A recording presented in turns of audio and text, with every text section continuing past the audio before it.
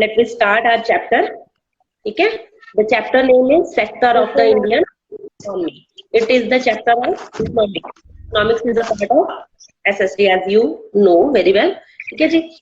Now, firstly, we will discuss sector of economic activity. Economic activity कौन सी है रजे?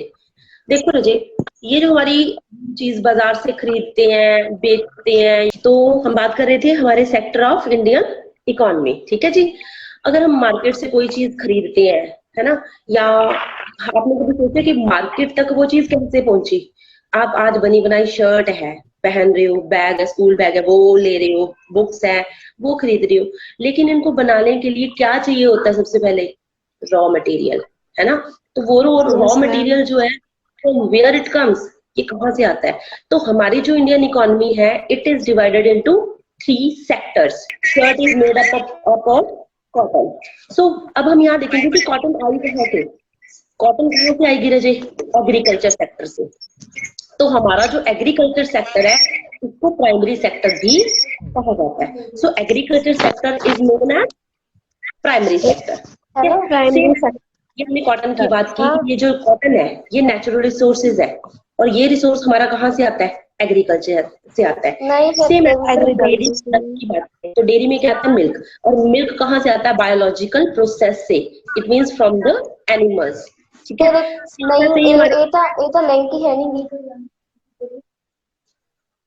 What are you saying between? Listen student carefully. If you have any query, then please ask me at the end of the video. Okay? Okay. So firstly, cotton कहाँ से आती है? हमारी agriculture से। तो ये हमारा प्राइमरी है, सबसे प्राइमरी नीड है। अगर कॉटन ही नहीं होगी तो क्लोथ कहाँ से बनेंगे? सेकेंड थिंग हमने बात की है मिल्क, डेयरी प्रोडक्ट की। डेयरी प्रोडक्ट में जैसे मिल्क आ जाता है, कर्ड आ जाती है हमारी, है ना, चीज आ जाता है। तो ये कहाँ से आता है? Biological process from the animals. ये हमें एनिमल से मिलता है। तो ये हमारी क्या है? प्राइमरी नीड है, क्योंकि अगर मिल्क आएगा तो मिल्क से ही दूसरी चीजें बनेंगी। थर्ड थिंग ऐसे आ जाती है हमारे पास मिनरल्स। मिनरल्स जैसे आप कहोगे कि आज आप फैन देख रहे हो, ये फैन किससे बना है? ये कंप्यूटर किससे बना है ना? ये मशीनरी जो आता है आज पर एग्रीकल्चर में यूज हो रही है, ये कहाँ से आती है? मिनरल से। और ये मिनरल कहाँ से आते हैं? From the ores, means from the earth. जो चीज हमें नेचर की तरफ से मिल रही है, उससे बाद में हम अपनी जो चीजें हैं, यूजफुल चीजें बना रहे हैं, तो वो चीजें जहां से आ रही है उसको क्या बोलोगे? Primary sector. Clear? What do you mean by primary sector? Primary sector is the base of Indian economy. क्योंकि प्राइमरी सेक्टर बेटे बेस है हमारा। प्राइमरी सेक्टर से हमें ये सारी चीजें मिलती हैं। अगर प्राइमरी सेक्टर ही ना होगा तो दूसरे सेक्टर जैसे सेकेंडरी सेक्टर है, टर्शरी सेक्टर है, फिर वो कैसे काम करेंगे? तो मेनली बेसिक नीड है, या आप ये कह सकते हो कि जो अदर 2 सेक्टर्स हैं, they are also depend on primary sector. Clear? तो primary sector is also known as agricultural sector. ठीक है जी? क्लियर है बेटा इतनी चीज? ओके। Now secondary sector. अब सेकेंडरी सेक्टर क्या है? अब जो चीजें हमें नेचर की तरफ से मिल गई, यानी कि प्राइमरी रिसोर्सेज हमें जो मिल चुके हैं, अब उसको हमें यूजफुल चीजें बनानी है। अब यूजफुल चीजें कैसे बनेंगी? The factory, manufacturing. तो मैन्युफैक्चर करना पड़ेगा। मैन्युफैक्चर कहाँ होगा? फैक्ट्रीज में, बड़ी बड़ी इंडस्ट्रीज में।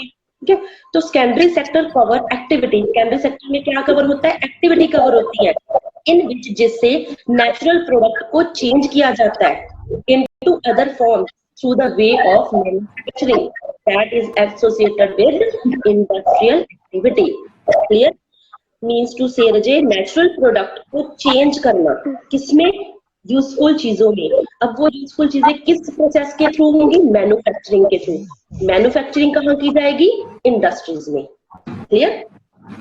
तो it is the next step after primary sector के बाद हमारा जो नेक्स्ट स्टेप क्या आता है? Secondary.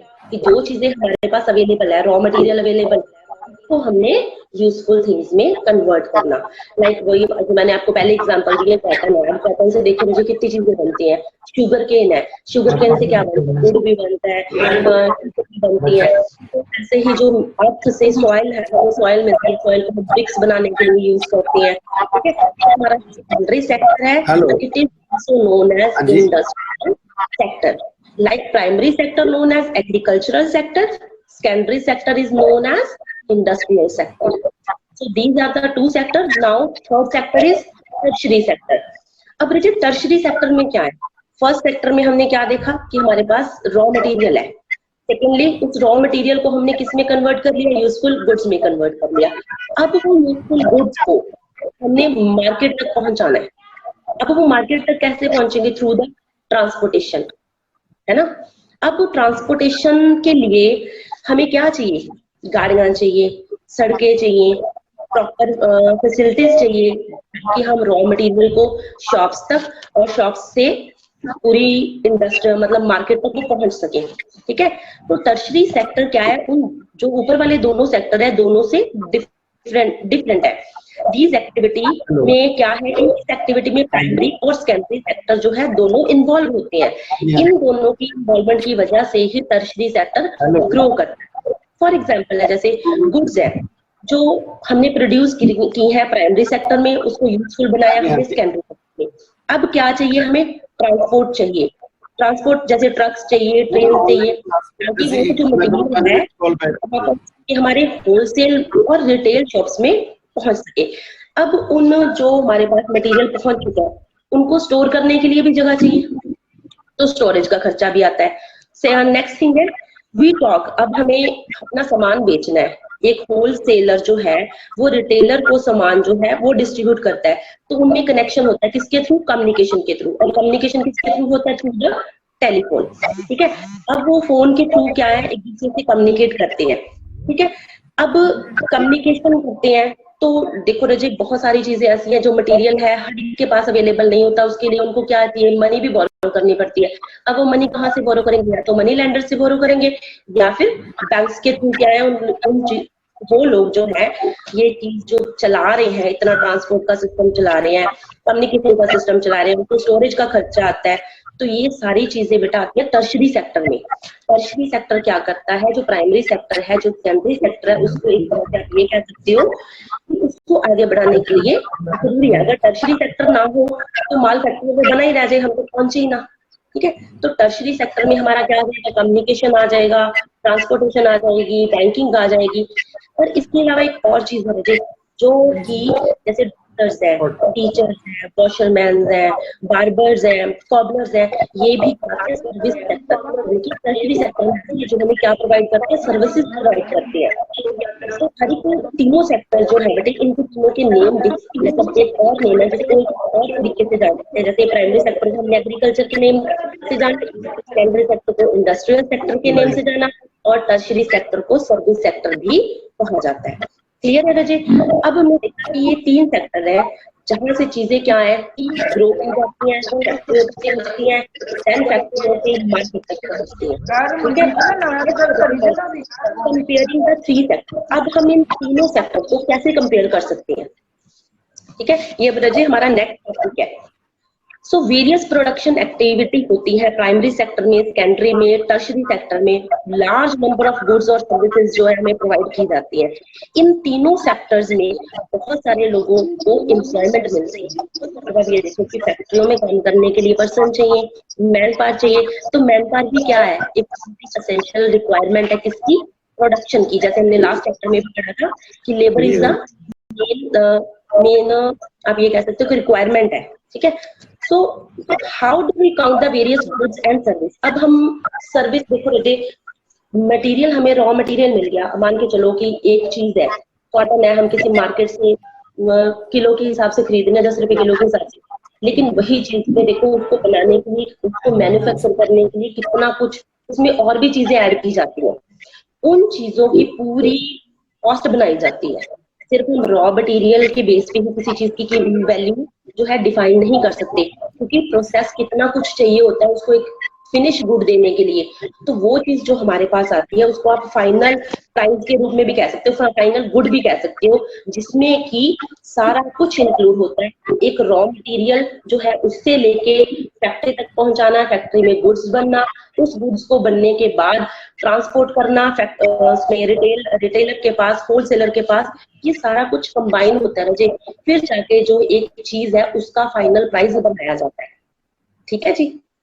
So the value of final goods and service produced in each sector during a particular year provide the total production of the sector for the year. जैसे last class में मैंने आपको GD का mean मतलब समझाया था, GDP. What do you mean by GDP? GDP means gross domestic product. जो चीज हमारी कंट्री में बन रही है, हमारी कंट्री में ही बिक रही है, तो इससे क्या होगी, हमारी ही कंट्री की इकोनॉमी क्या करेगी, ग्रो करेगी. ठीक है. जैसे ये मान के चलो कि चाइना की कोई चीज है, चाइना में प्रोड्यूस हुई, लेकिन बिक वो हमारे इंडिया में रही है, तो इससे हमारे इंडिया की जीडीपी इंक्रीज नहीं होगी. इससे जीडीपी किसकी इंक्रीज होगी, चाइना की. इसीलिए तो कहते हैं कि चाइना का जो माल है वो कम से कम यूज किया जाए, कि विद इन कंट्री जो चीज बनी हुई है उसको आप लोग क्या करो, ज्यादा से ज्यादा यूज करो. तो ग्रोस डोमेस्टिक प्रोडक्ट क्या है कंट्री का? It is the value of all final goods. जो चीज हमारे पास फाइनल रूप में आ चुकी है वो price, and service produced with in a factory, और हमारी कंट्री, विद इन कंट्री ही हमारी देश में डिस्ट्रीब्यूट हो रही है.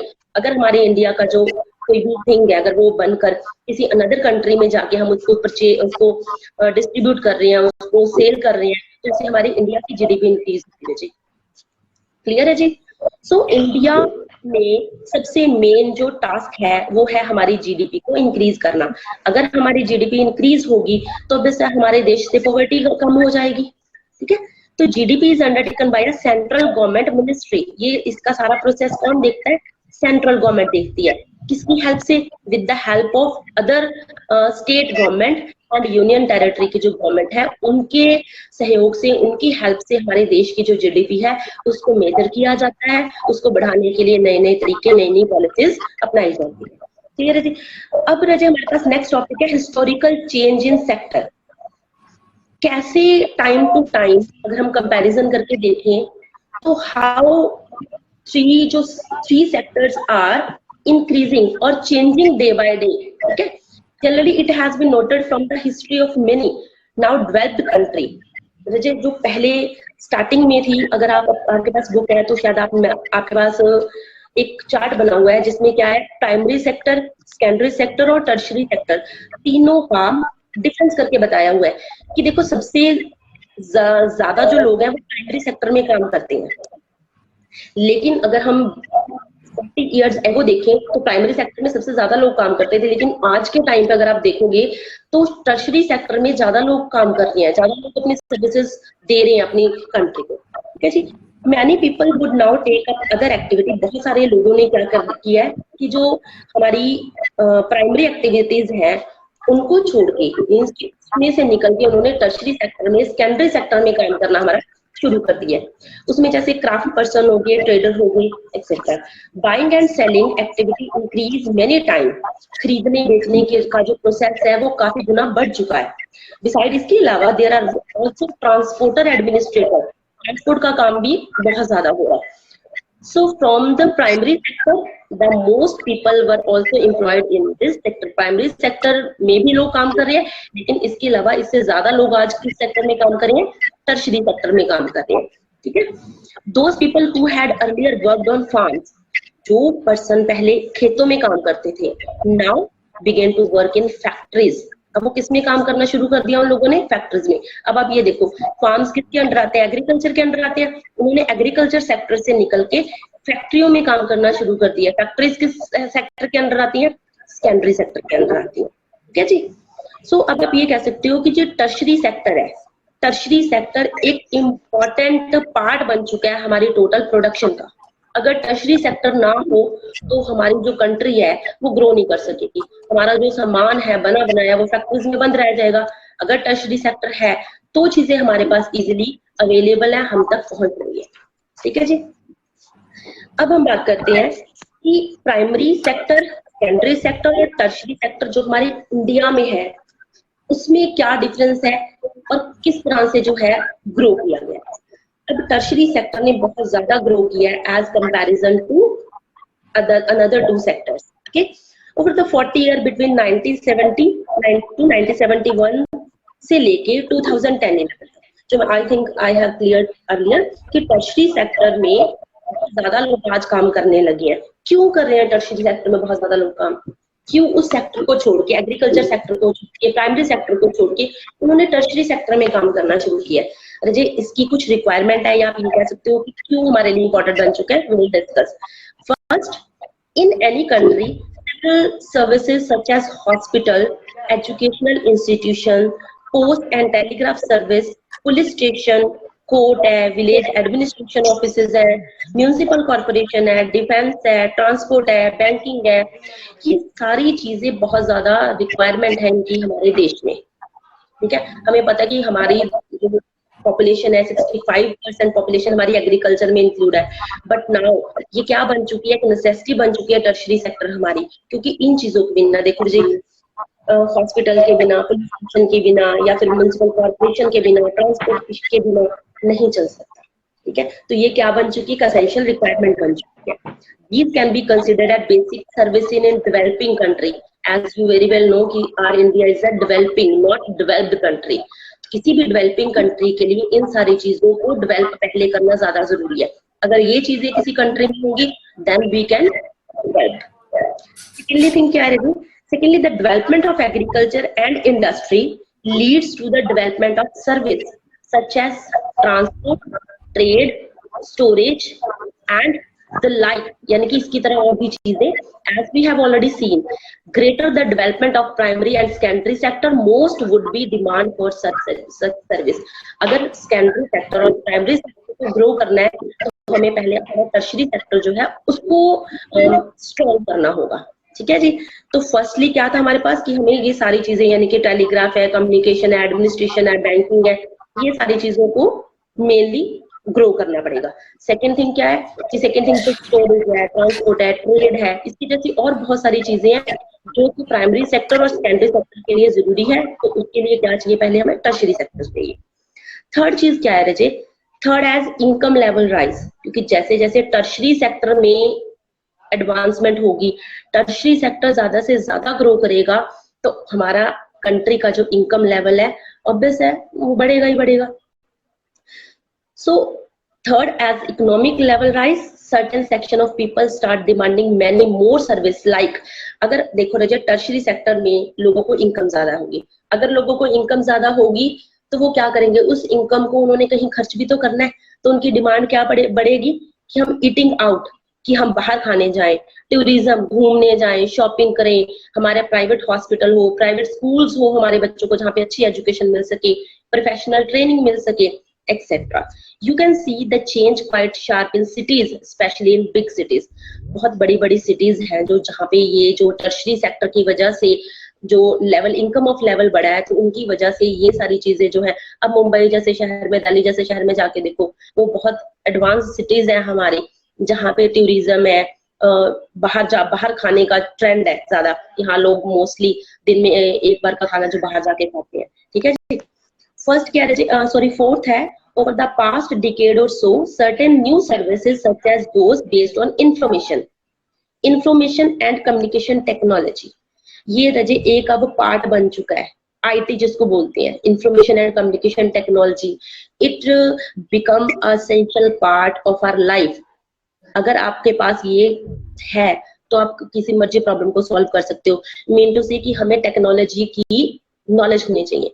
अगर आज आपको पता है भी हाँ हमारे खेतों में कंबाइन चल रही है, अगर आपको नॉलेज ही नहीं होगी तो आप इस चीज को यूज कैसे करोगे। ठीक है, तो इंफॉर्मेशन और communication technology have become important and essential. The production of these service has rising rapidly. इनका यूज भी बहुत ज्यादा होने लगा है। आपने ये देखो अगर जे कि service sector in India employees different kind of people. हमारा जो सर्विस सेक्टर है, सर्विस सेक्टर में बहुत, सर्विस सेक्टर कौन सा सेक्टर है, it is which sector, secondary sector जो हमारा, सॉरी सेकेंडरी सेक्टर नहीं जी, हमारा ये कौन सा सेक्टर है, सर्विस सेक्टर, टर्शरी सेक्टर जो हमारा है वो क्या है, हमारा सर्विस सेक्टर है। ठीक है जी, it they employ highly skilled and educated workers. अब देखो टर्शरी सेक्टर में स्किल्ड और एजुकेटेड जो वर्कर्स वो काम करते हैं। एट द अदर एंड अगर हम दूसरी तरफ देखें, there are very large number of worker engaged in services such as small shopkeeper. अब जो शॉपकीपर है या रिपेयर पर्सन है, ट्रांसपोर्ट पर्सन है, ये सारे भी किस में आते हैं, टर्शरी सेक्टर में आते हैं, क्योंकि ये हमें क्या प्रोवाइड करवा रहे हैं, ये हमें सर्विसेज प्रोवाइड करवा रहे हैं।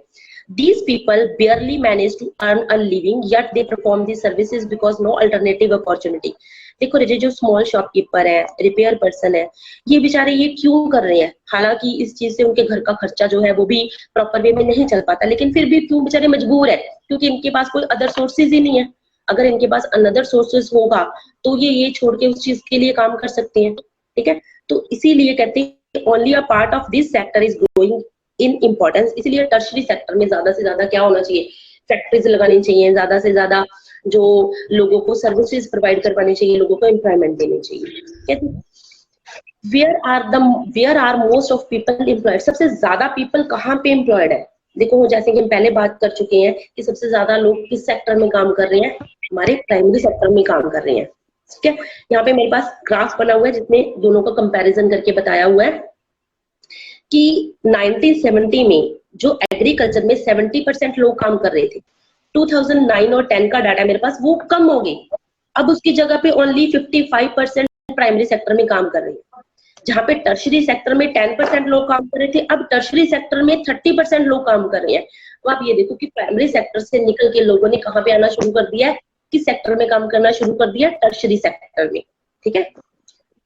सो इन 40 ईयर्स, 1970 से लेके अगर 2010 तक की बात करें, इन 40 ईयर्स में प्राइमरी सेक्टर से ज्यादा लोग किस सेक्टर में काम कर रहे हैं? टर्शरी सेक्टर में काम कर रहे हैं, ठीक है?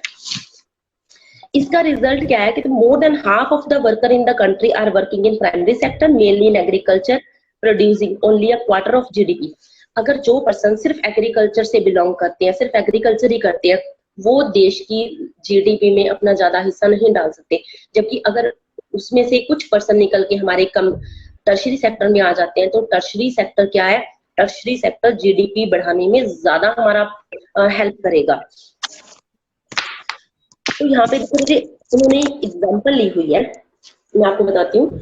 एक स्मॉल फार्मर है, लक्ष्मी है जिसका नाम, उसके पास 2 हेक्टेयर जमीन है, वो अनइरिगेटेड है, वो सिर्फ रेन पे डिपेंड करते हैं क्योंकि ना तो उनके पास इरिगेशन की कोई अच्छी तरह से साधन है।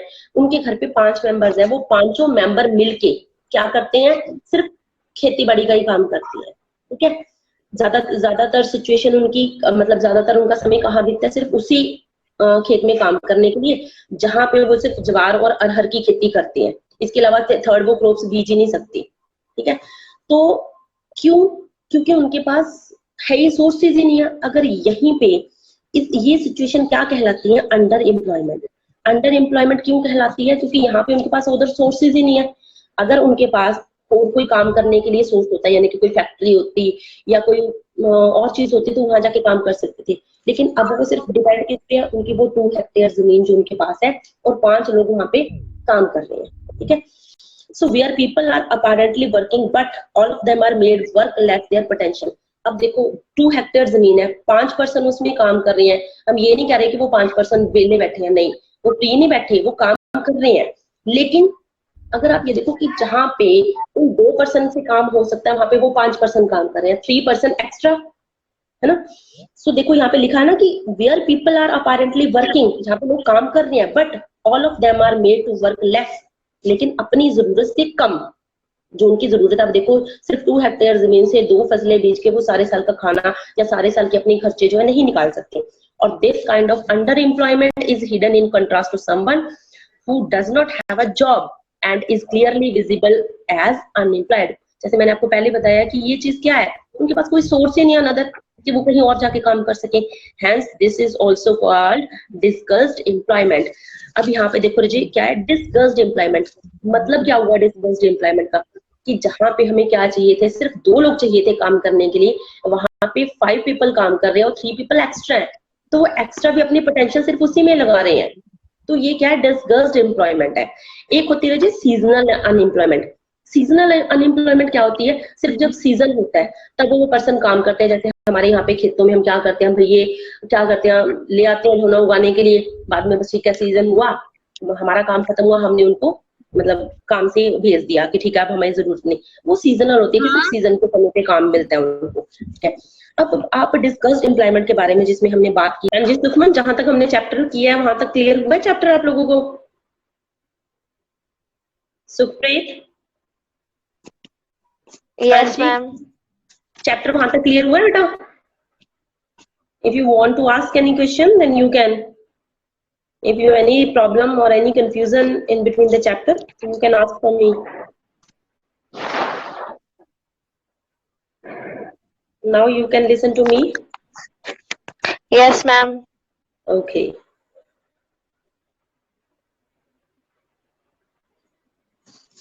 So as we see, what do you mean by discussed employment and seasonal employment? दोनों में डिफरेंस क्लियर है रचे आप लोगों को? ठीक है, तो हमने यहाँ देखा कि जो टर्शरी सेक्टर में पर्सन काम कर रहे हैं एग्रीकल्चर के सेक्टर से निकल के, तो वहां पे उस सेक्टर को कोई फर्क नहीं पड़ता, क्योंकि ऑलरेडी उसमें 60-70% जो लोग हैं वो ऑलरेडी काम कर रहे थे. ठीक है, so there are lakhs of farmer like Lakshmi. This means that even if we remove a lot of people from the agriculture sector and provide them with proper work elsewhere, agriculture production will not suffer. Okay? This employment can also happen in other sectors. For example, there are thousands of casual workers in service sector. Service sector mean to say tertiary sector. ठीक है, in urban areas who search for daily employment, जैसे plumber है, repair person है, कुछ person another job करके जो अपना गुजारा कर रहे हैं.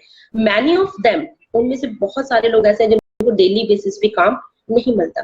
Similarly we see other people of the service sector on a street pushing a cart, यानी कि you can say that vendors और hawkers who sell vegetable and other things in your streets. ठीक है, so they may spend a whole day but earn very little. देखो मुझे आते तो ये टर्शरी सेक्टर में, because they are providing us services, but they do not earn too much money or enough money. Okay? They are doing the work because they do not have better opportunities. अब जो गली में सब्जी बेचने वाले हैं या आप ये कह सकते हो अनदर पर्सन वो ये चीज काम कर रहे हैं, तो उनको भी पता है कि हमें हमारा इससे गुजारा नहीं होता, बिकॉज उनके पास अपॉर्चुनिटीज नहीं है. ठीक है जी, तो ये हमारा था प्राइमरी, सेकेंडरी और टर्शरी सेक्टर. इंडिया में इसका क्या हाल है ये हमने देखा. अब हम कह सकते हैं कि how to create more employment. अब ज्यादा से ज्यादा एम्प्लॉयमेंट हम कैसे ग्रो कर सकते हैं. ठीक है, from the above discussion here we see that Lakshmi and Sukharam two are the example. दो एग्जांपल्स हमने देखी. अब हम कहते हैं कि इनके पास, जैसे हमने नीचे पढ़ा कि हॉकर्स हैं, वेंडर्स हैं, they have not earn enough money for their family, but they have not another source, but उनके पास कोई रिसोर्स ही नहीं अनदर, तो वो क्या करेंगे. So next topic is how to create more employment, how we can create more employment for the persons. So from the above discussion we can see that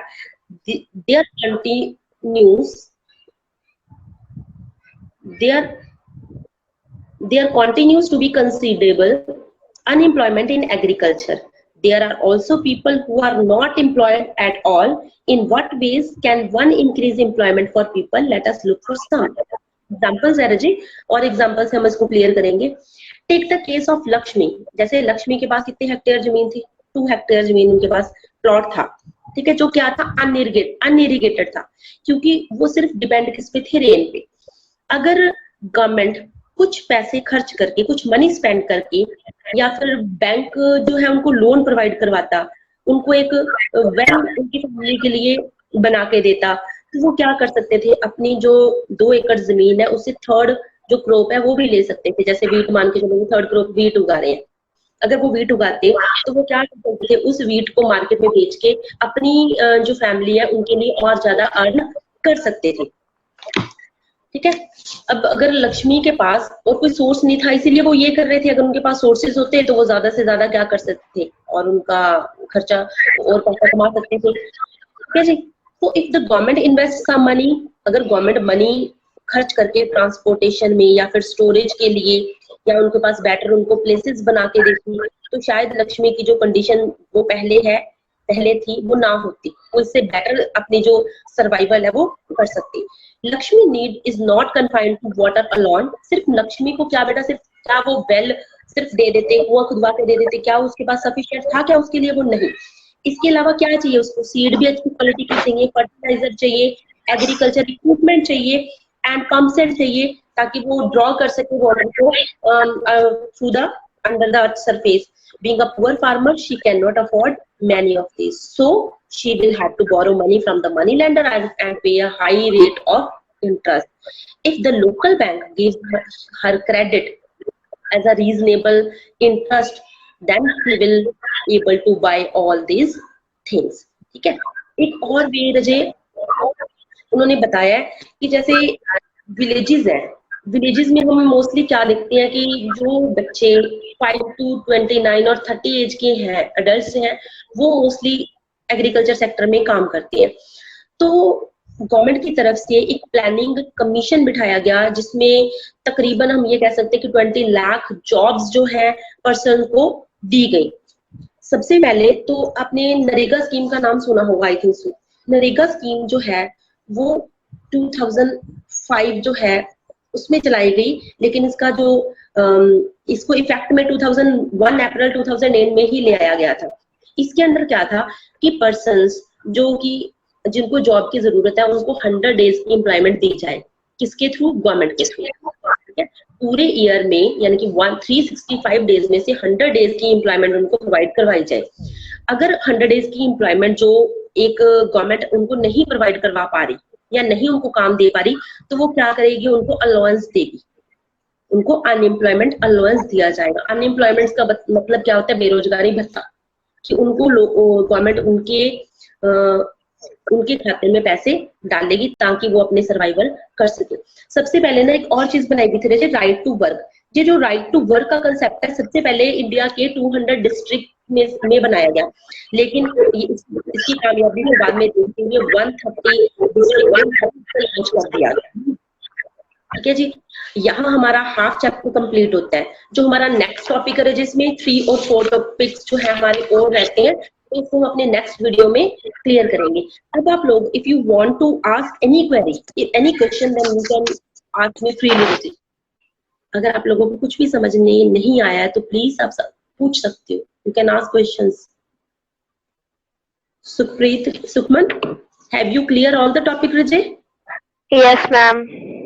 Okay, so if you ask any question after that, then you can call me anytime. Okay, so Okay, ma'am. we are going to finish our chapter, so next part will continue in the next video. Okay, thank you, have a nice day.